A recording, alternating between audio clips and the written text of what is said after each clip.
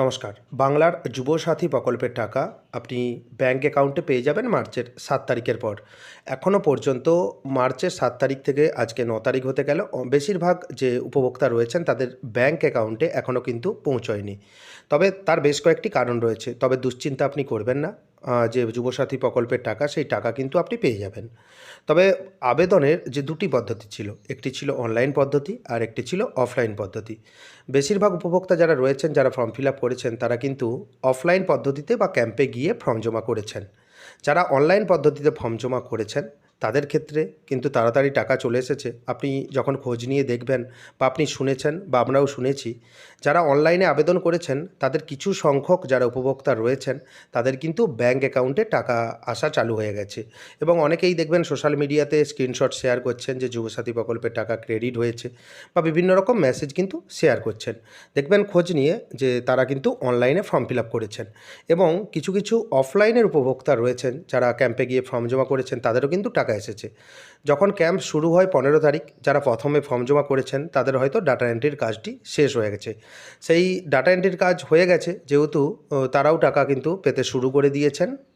তবে অনলাইনে যারা আবেদন করেছেন তাদের ক্ষেত্রে কিন্তু টাকা পাওয়াটা অনেকটাই সহজ। অর্থাৎ অফিসিয়াল যে কাজ রয়েছে, ডাটা এন্ট্রি যিনি অপারেটর রয়েছেন তিনি তো ডাটা এন্ট্রি করবেন। আপনি তো অফলাইনে যদি ফর্ম ফিল আপ করে থাকেন সেই অফলাইনের ডাটাটা নিয়ে, এবং অনলাইনে যদি আপনি ফর্ম ফিল আপ করে থাকেন সেক্ষেত্রে আপনারা জানবেন যে সমস্ত ডকুমেন্ট সেলফ অ্যাটেস্টেড করে আপলোড করতে হতো।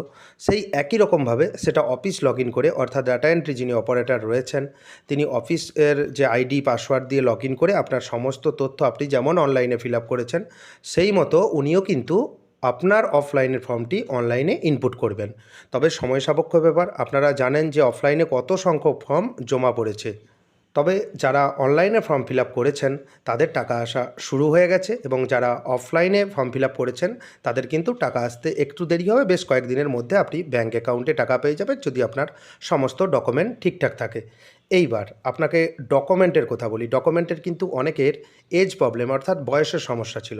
আপনারা যখন অনলাইনে ফর্ম ফিল আপ করেছিলেন, অনলাইনে যখন ফর্ম ফিল আপ করবেন তখন দেখবেন যে আপনার যদি বয়স ২১ বছরের কম হতো এবং ৪০ বছরের বেশি হতো, সেক্ষেত্রে কিন্তু একটি রেড কালিতে লেখা থাকতো যে আপনার বয়স, তাহলে আপনি আবেদন করতে পারতেন না।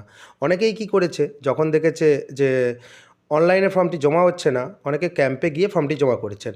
সেক্ষেত্রে এত ক্যাম্পে ভিড় ছিল, যিনি অফিসার ছিলেন তিনি কিন্তু ভেরিফিকেশন করতে পারছিলেন না। সেক্ষেত্রে তারা ফর্মটি জমা করেছেন, অর্থাৎ সেখানে বয়স হয় কম ছিল নয় বেশি ছিল। সেক্ষেত্রে তাদের কিন্তু টাকা আসবে না। এবং এই ফর্ম ফিল আপের বয়স সীমা ছিল ২১ থেকে ৪০ বছরের মধ্যে। অনেকেরই কী হয়েছে যে এই যে ফর্ম ফিল আপ করেছেন, এই ফর্ম ফিল আপে ভোটার কার্ড ম্যান্ডেটরি ছিল, অর্থাৎ ভোটার কার্ডের কপি আপনাকে জমা করতে হতো। অনেকের ২১ বছর বয়স হয়েছে, ভোটার কার্ড নেই, এমন উপভোক্তাও রয়েছেন, আপনারা জানেন। তারা কি করেছে যে অনলাইনে যখন ফর্ম ফিল আপ করা হতো, আপনি যদি না ভোটার কার্ড সেলফ অ্যাটেস্টেড করে আপলোড করতেন দ্বিতীয় স্টেপে যেতে পারতেন না। তারা কি করেছে যে অফলাইনে ভোটার কার্ড বিহীন তারা কিন্তু ফর্মটি জমা করেছেন, ভোটার কার্ড দেননি। সেক্ষেত্রে প্রসেস কিন্তু একটাই, অনলাইনে কিন্তু সমস্ত ফর্ম এন্ট্রি হবে। যদি আপনি অনলাইনে নিজে থেকে করেন তখন সেলফ রেজিস্ট্রেশন দিয়ে করবেন, এবং যদি আপনি অফলাইন ফর্ম জমা করেন সেই একই পদ্ধতিতে যেমনভাবে আপনি ডকুমেন্ট আপলোড করেছেন, ভোটার কার্ড, আধার কার্ড, ব্যাংকের পাসবই, ফটো, সেম একইভাবে অফিসার যিনি রয়েছেন, ডাটা এন্ট্রি অপারেটর যিনি রয়েছেন তিনিও কিন্তু একইভাবে আপলোড করবেন। যদি না আপনার ভোটার কার্ড থাকে সেক্ষেত্রে আপনার আবেদনপত্রটি রিজেক্টেড হবে, অর্থাৎ আপনার টাকা আসবে না। প্রথমে যখন অনলাইন পোর্টাল খোলা হয়েছিল সেই সময় যারা আবেদন করেছিলেন তারা জানেন যে প্রথম দুদিন আপনি যখন আবেদন করেছেন ডকুমেন্টের সাইজ কিন্তু 2 MBর মধ্যে ছিল, পিডিএফ ফরম্যাটে আপনি আপলোড করতে পারতেন। সেই সঙ্গে গুরুত্বপূর্ণ বিষয় হচ্ছে, প্রথমে যখন আপনি ডকুমেন্ট আপলোড করেছিলেন অনলাইন মাধ্যমে যারা আবেদন করেছেন, সেলফ অ্যাটেস্টেড ডকুমেন্ট কিন্তু প্রয়োজন ছিল না। যখন দেখবেন প্রথম দুদিনের পর আবার দেখবেন নিয়ম চেঞ্জ করেছে, তখন 300 কেবির মধ্যে এবং সমস্ত ডকুমেন্ট সেলফ অ্যাটেস্টেডে আপলোড করতে হতো। প্রথম 2 দিন যারা আবেদন করেছিলেন আপনারা ভাবছেন যে আমি সেলফ অ্যাটেস্টেড ডকুমেন্ট আপলোড করিনি, আমার তো আবেদনপত্রটি রিজেক্টেড হবে। সেটা কিন্তু নয়, আপনার আবেদনপত্রটি রিজেক্টেড হবে না, কারণ প্রথম 2 দিন যেই নিয়ম ছিল সেই নিয়মে আপনি আবেদন করেছেন। সেক্ষেত্রে আপনার দুশ্চিন্তা করার কোনো রকম প্রয়োজন নেই, আপনার আবেদনপত্রটি অবশ্যই অ্যাপ্রুভাল হবে।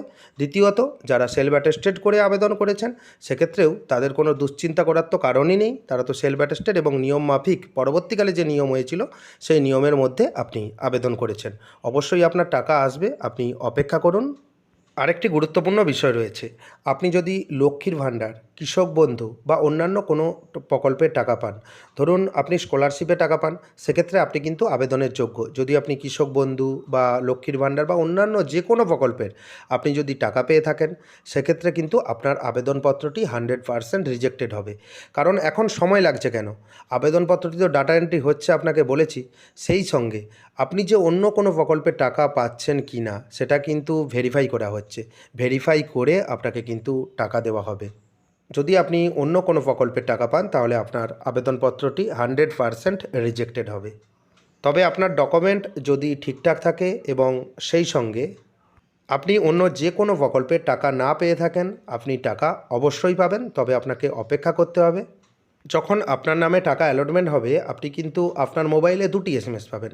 প্রথম এসএমএস দেখতে পাবেন যে যুবসাথী প্রকল্প থেকে একটি এসএমএস আসবে এবং দ্বিতীয় এসএমএস আপনার যে 1500 টাকা ফান্ড রিলিজ হবে, অর্থাৎ আপনার ব্যাঙ্ক অ্যাকাউন্টে আসবে ট্রেজারি থেকে, সেই এসএমএস কিন্তু পাবেন। অর্থাৎ গভর্নমেন্ট থেকে আপনি 2টো এসএমএস পাবেন। এবং আরেকটি সতর্কবার্তা রয়েছে, এটা একটু মন দিয়ে শুনবেন, যে এই মুহূর্তে দেখবেন অনেক অসাধু যে গ্যাং রয়েছে তারা কী করছে, তারা হচ্ছে আপনাকে ফোন করছে যে আপনাকে একটি এসএমএস পাঠিয়েছি যে একটি ওটিপি, সেই ওটিপি আমাকে দিন। সেই ওটিপি আপনি যখন দেবেন, হয় আপনার ব্যাঙ্ক অ্যাকাউন্ট খালি হয়ে যাবে, তা না হলে আপনি দ্বিতীয়ত কোনো বিপদে পড়বেন। তাই কোনো রকমভাবে আপনি ওটিপি শেয়ার করবেন না। সেই বিডিও অফিস থেকে বলুক বা জেলা শাসক দপ্তর বা অন্য কোনো দপ্তর থেকে, ওনারা বলবেন যে আমি জেলা শাসক দপ্তর থেকে বলছি বা ডিএম অফিস থেকে বলছি, এসডি অফিস থেকে বলছি বা বিডিও অফিস থেকে বলছি। সেক্ষেত্রে কোনো রকমভাবে আপনি ওটিপি শেয়ার করবেন না। আপনি বলবেন যে আমি অফিসে গিয়েই যোগাযোগ করব। আপনি যদি ওটিপি দেন সেক্ষেত্রে আপনিই কিন্তু বিপদে পড়বেন। ভিডিওটি কেমন লাগলো জানাবেন। চ্যানেলে নতুন হয়ে থাকলে চ্যানেলটিকে সাবস্ক্রাইব করে দেবেন পরবর্তী গুরুত্বপূর্ণ আপডেট পাওয়ার জন্য। যদি ভিডিওটি ভালো লাগে ভিডিওটি লাইক করে দেবেন এবং ভিডিওটি বেশি বেশি করে বন্ধুদের মধ্যে শেয়ার করবেন। ভিডিওটি দেখার জন্য আপনাকে অসংখ্য ধন্যবাদ। ভালো থাকবেন।